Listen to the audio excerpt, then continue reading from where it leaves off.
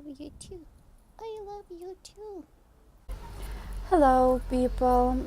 Okay, so I was actually I was going to show you completely another video today, and I almost prepared, but it was a really weird day.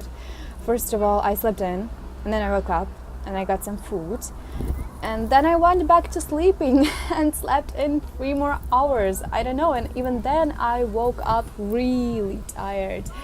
So when I got finally to draw something, I remembered that I needed to go and help my grandpa with computer things. And then I need to go and do some stuff in city center. So drawing session was not a possibility.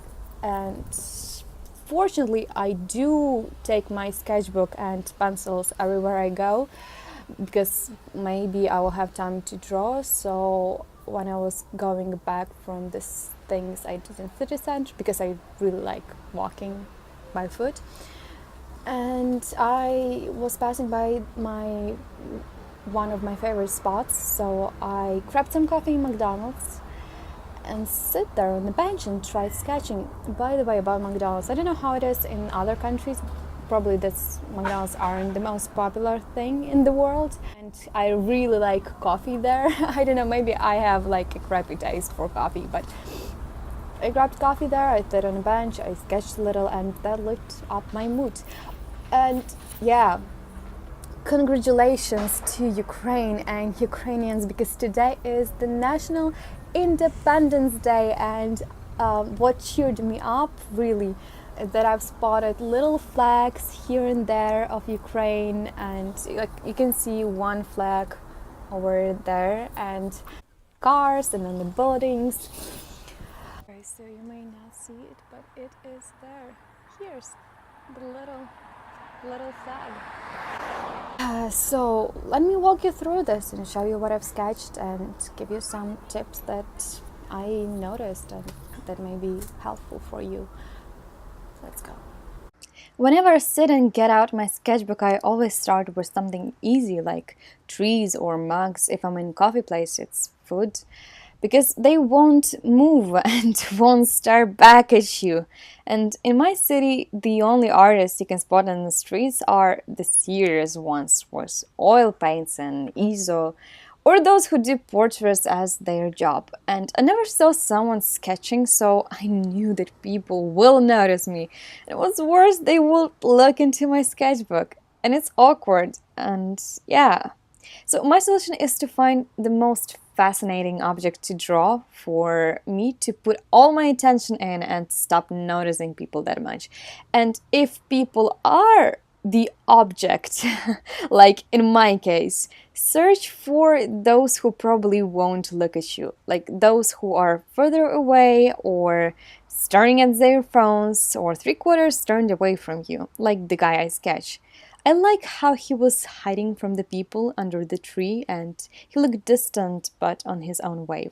Some people may not look interesting on the first glance.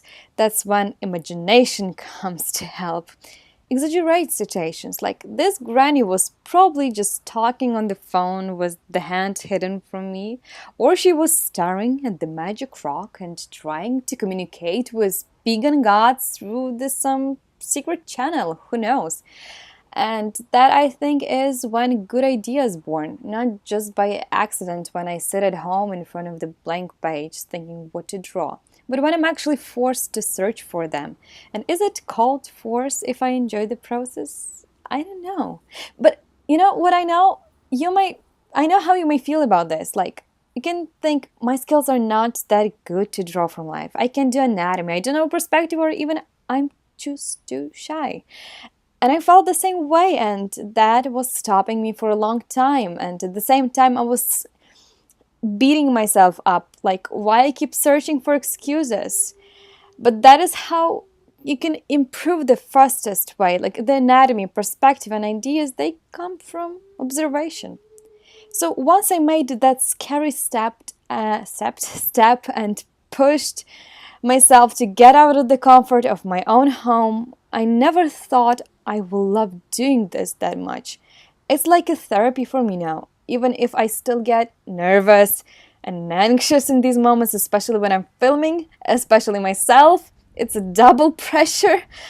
But that granny and that rock, I wouldn't found them on Pinterest. Like, no offense, Pinterest, but I found that when I draw something from my picture reference or my observation or my imagination, even if it's bad, I feel more connected to it. Okay, so the hardest part about trees is their height. So first tip from me about the trees is to block the overall space it should take on the page and also make progress from the top alongside with the bottom to meet in the middle. That way you won't find yourself overdrawing the borders.